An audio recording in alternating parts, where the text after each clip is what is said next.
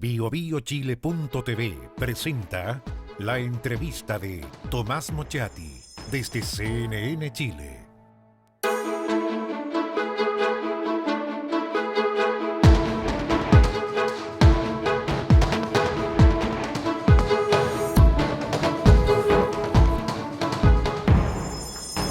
Parecía champaña, efervescente, rico, fresco, nuevo.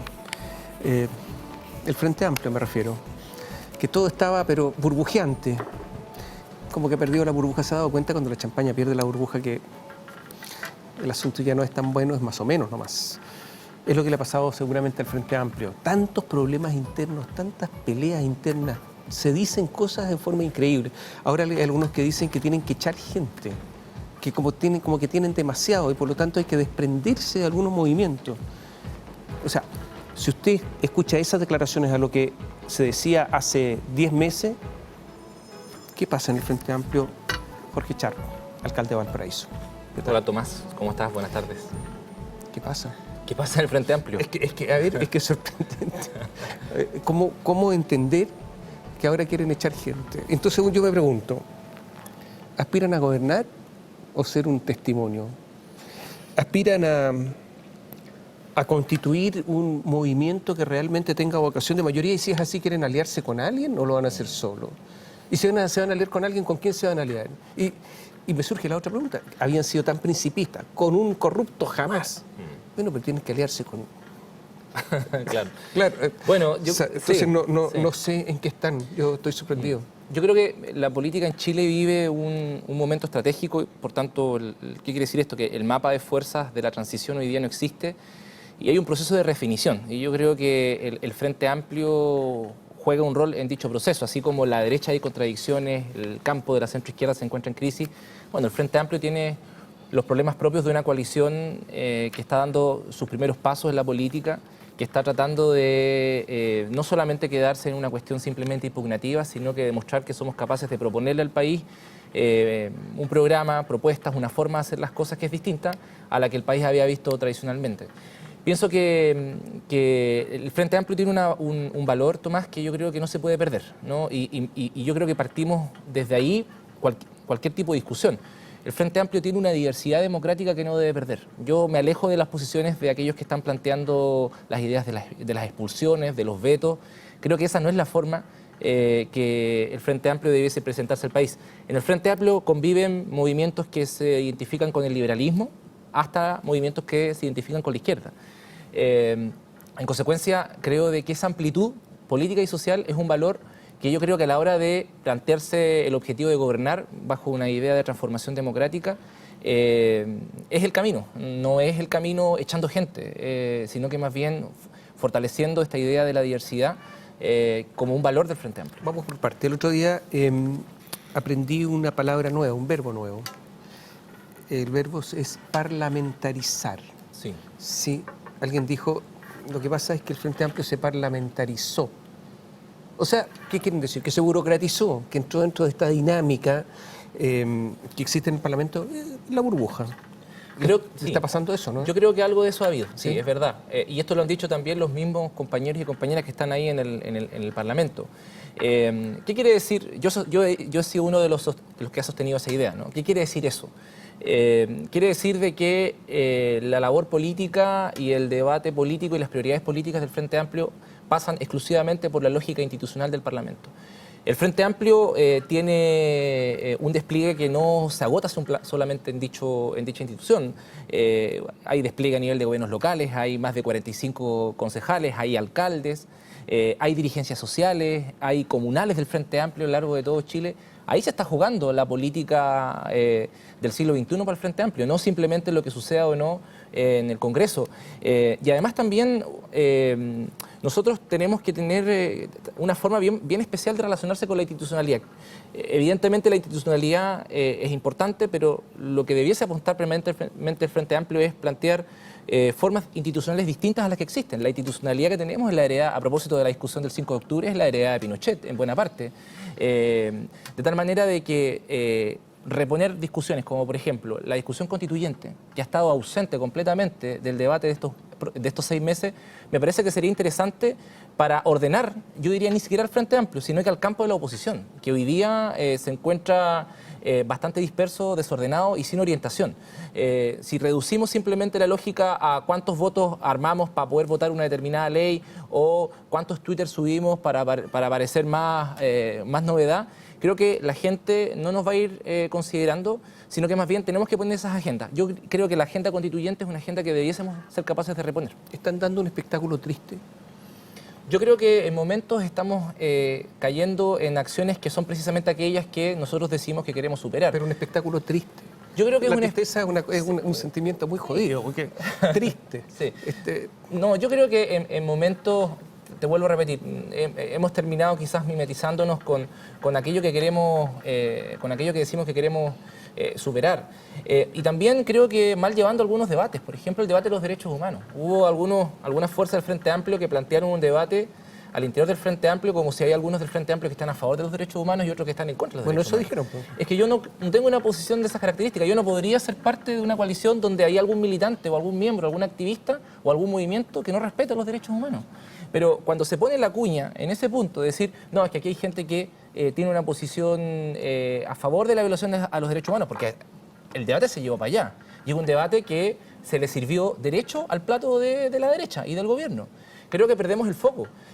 Podemos tener una valoración distinta respecto al rol de la izquierda chilena en el siglo XX, podemos tener una valoración distinta respecto a los gobiernos latinoamericanos o a lo que está sucediendo en Brasil, en Venezuela o en Europa, pero otra cosa es distinta a acusar a un compañero de tu coalición de decirle que no respeta los derechos humanos. Yo creo que ese tipo de debates... ¿Y si fuera verdad, por qué no se puede decir?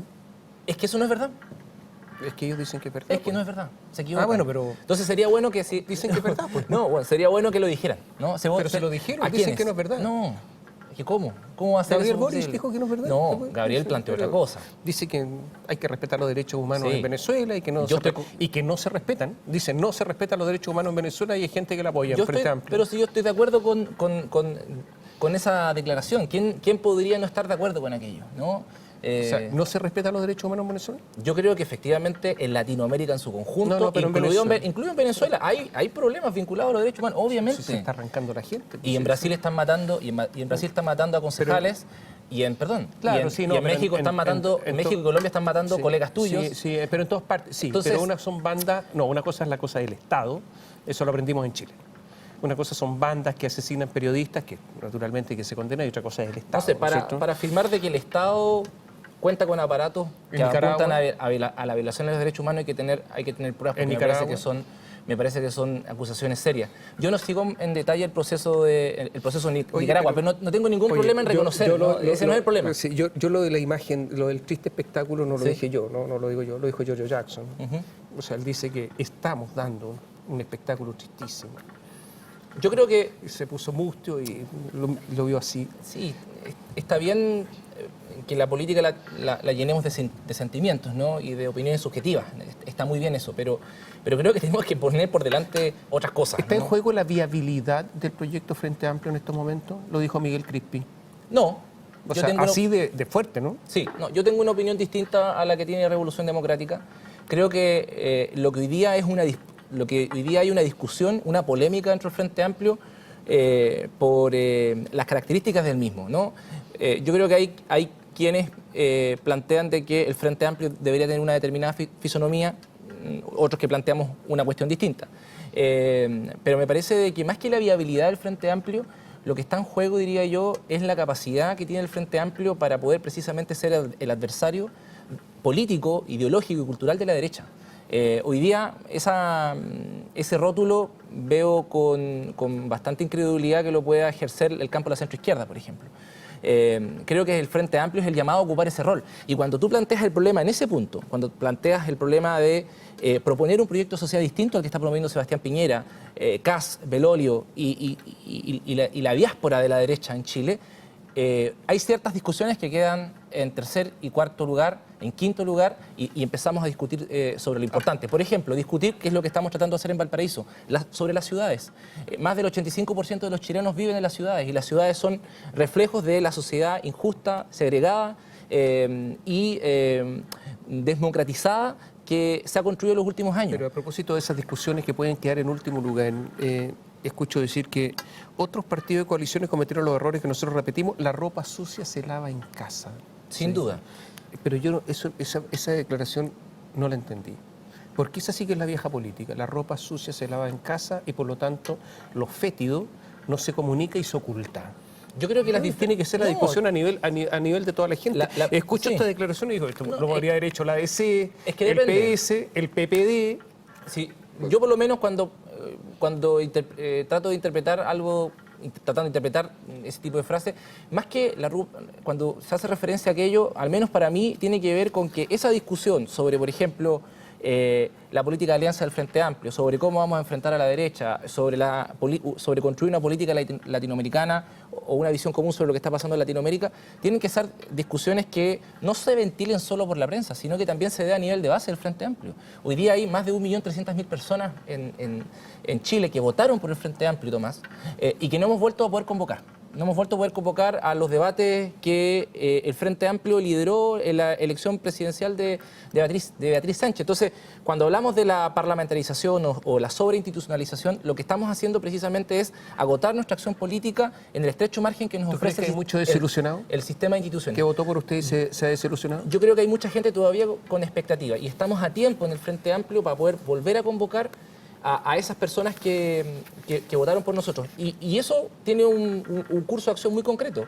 Yo esta semana me voy a reunir con la mesa política del Frente Amplio y les queremos proponer como Alcaldía Ciudadana un cronograma de discusión respecto a las elecciones municipales 2020, donde queremos discutir dos cosas. Primero, el programa del Frente Amplio para los gobiernos locales del Chile del siglo XXI en primer lugar, y en segundo lugar, lo que queremos es que esa discusión se abra y que la ropa sucia la lavemos con la gente que votó con nosotros, que es por lo menos 1 millón de personas a lo largo de todo Chile. Y no simplemente en las cúpulas de las directivas o en las asambleas de los partidos, de los movimientos. Abramos la discusión. Esa es una forma de intentar ordenarnos.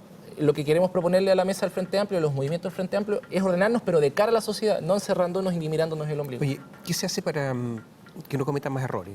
Por ejemplo, la remoción del fiscal nacional.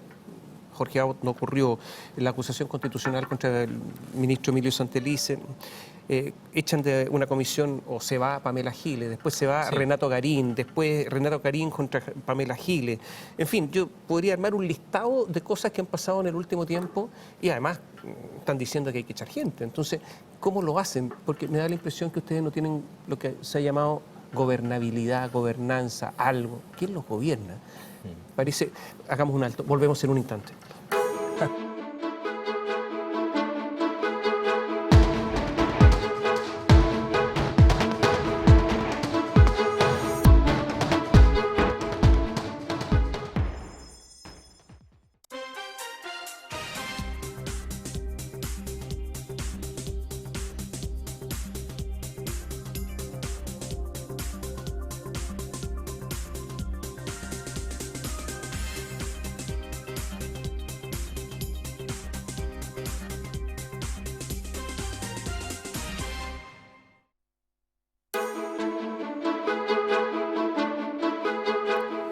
Jorge Char está con nosotros esta noche. A ver cómo lo hacen, porque da la impresión que no tienen como gobernabilidad y tienen todos estos errores que decíamos antes de ir a la pausa, peleando entre ustedes, diciéndose cosas atroces. Yo escucho a Alberto Mayor. ¿Diciendo qué cosa? Las puedo leer. ¿Pero tú crees que son cosas más duras de las que se ha dicho otros movimientos políticos en los últimos 10 años? A juzgar por lo que le responden desde el Frente Amplio a Mayor, sí, pues. Le dicen de todo.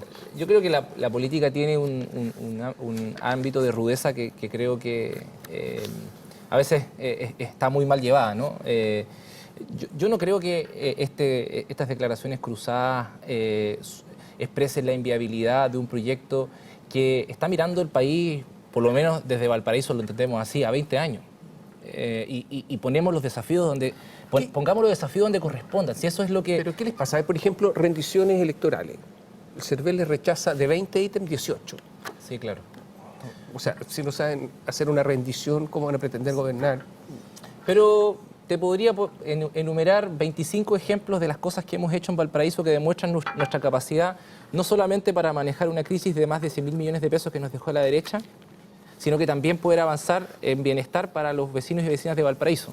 Y que esas son sí cosas que son importantes y que de repente se expresan poco en los medios de comunicación. O sea, por ejemplo, hace poco estuvimos trabajando para impulsar nuestra tercera farmacia popular en Valparaíso. Tenemos 2 farmacias populares abiertas. Ahora, durante las próximas 2 semanas, vamos a abrir una tercera en el Cerro Placeres. Hay otra que va en camino de cara al sector de Placilla de Peñuelas. Hace poco, Tomás, impulsamos una de las modificaciones al plan regulador más importante del último tiempo para limitar las construcciones en altura. Hemos logrado duplicar o triplicar la inversión pública en Valparaíso. Hoy día, si uno va a Valparaíso, la gente lo que dice es que la ciudad está mucho más limpia, porque hemos sido capaces no solamente de mejorar nuestro modelo de gestión, sino que también de otorgar un mejor trato a los trabajadores. Hemos sido capaces de manejar las arcas municipales. Ningún alto funcionario, perdona que te diga, ningún alto funcionario nombrado por quien te habla en la Municipalidad de Valparaíso cobra horas extra. Cobra horas extra. Entonces, esos son ejemplos de que las cosas se pueden hacer de manera distinta sin mover ningún ápice las leyes y la institucionalidad que rige a las municipalidades. Entonces, a mí me gustan más esos ejemplos que los otros. ¿Por qué has tenido críticas por parte de la gente que te acompañó de la matriz? Yo creo que no son críticas de la matriz, son críticas de un grupo de personas que participaron en la campaña y que expresan las diferencias respecto a un proyecto político, social y ciudadano que es bastante amplio. La alcaldía ciudadana, incluso yo diría que es más amplia que el Frente Amplio en cuanto a su composición. Y hoy día el Pacto Urbano de la Matriz sigue trabajando con nosotros en la gestión cotidiana en varias direcciones y también en las luchas por la ciudad. Estamos preocupados del desarrollo portuario, juntos hemos impulsado propuestas para que el presidente Piñera no haga cualquier cosa o lo que se le ocurra en el famoso Parque Barón. Eso lo hemos trabajado precisamente con sus voceros, con sus miembros.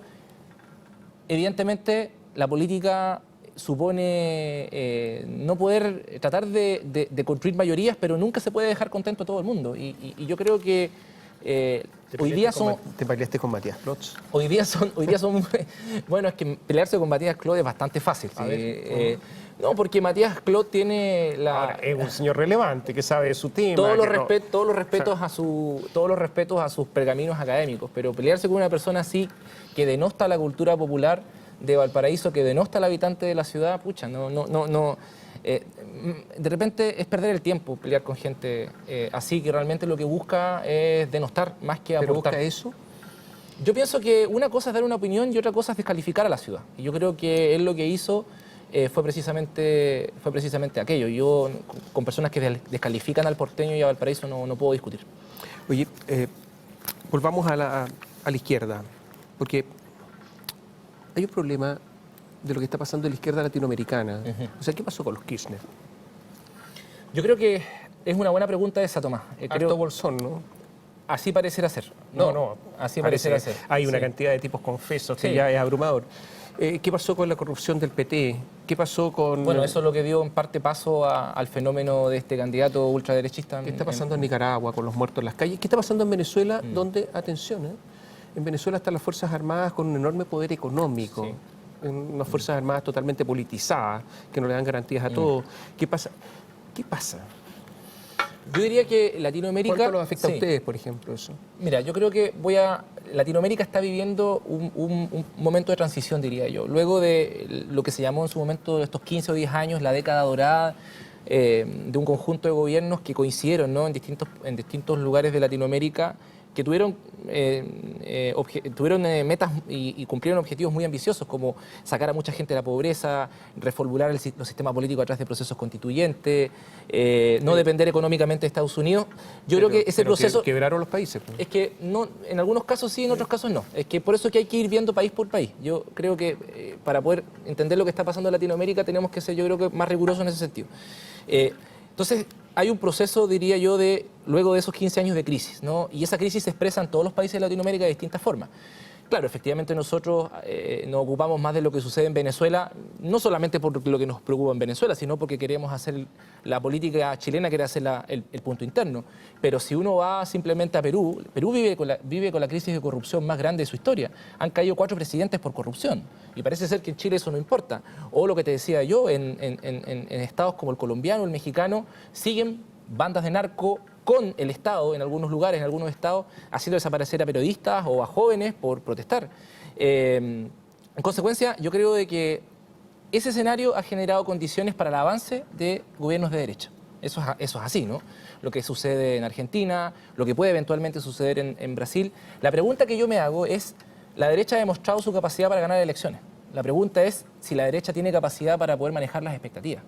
Y yo creo de que lo que le está pasando en parte a Macri tiene que ver con eso, ¿no?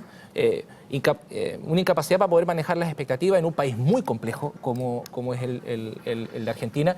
Y creo que también, efectivamente, a varios de los gobiernos latinoamericanos populares o de corte nacional, efectivamente, el problema de la corrupción les ha golpeado con mucha fuerza. ¿Por qué tú vas a la reelección? Sí, me gustaría ir a la reelección. Sin segunda vuelta. Sin sistema segunda vuelta. Yo creo que... ¿No te gusta eso? No, mira, es que alguien me criticó por ahí y me dijo que el alcalde de Valparaíso no quiere la segunda vuelta porque quiere asegurarse. En ningún caso. Yo estoy dispuesto a someterme a cualquier tipo de mecanismo democrático, sea una primaria, sea una segunda vuelta. Mi problema con la discusión sobre la segunda vuelta está puesto en otra cosa, sino que más bien en que no podemos discutir sobre el mecanismo si no tenemos una discusión o un acuerdo respecto a qué queremos programáticamente hacer en las comunas. Y qué es lo que, como te decía yo, queremos proponerle al Frente Amplio, para que la discusión no parta del mecanismo, sino que parta desde lo importante. ¿Estás dispuesto a llegar a alianzas con quién?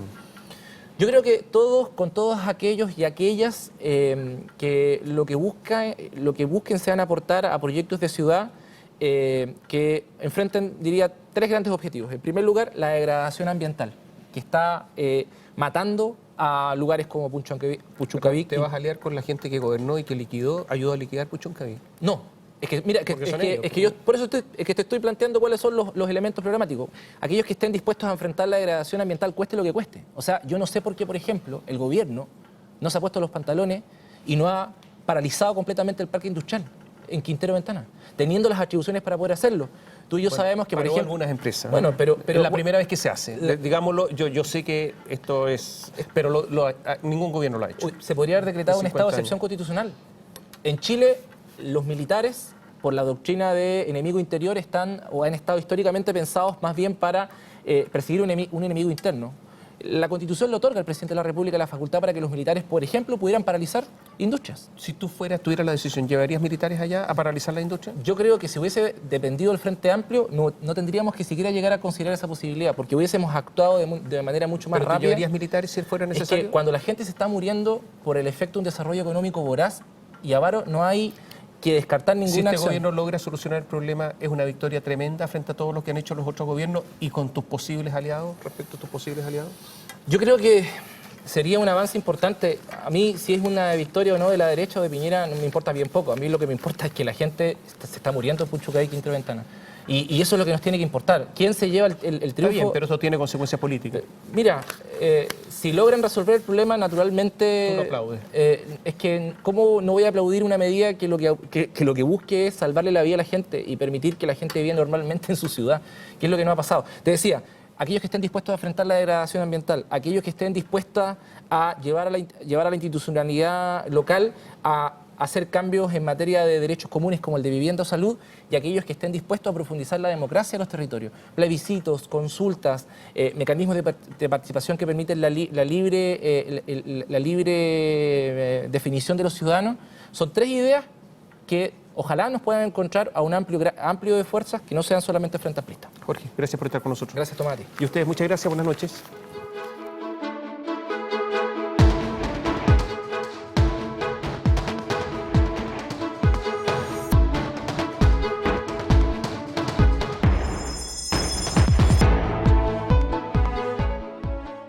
BioBioChile.tv presentó la entrevista de Tomás Mochati desde CNN Chile.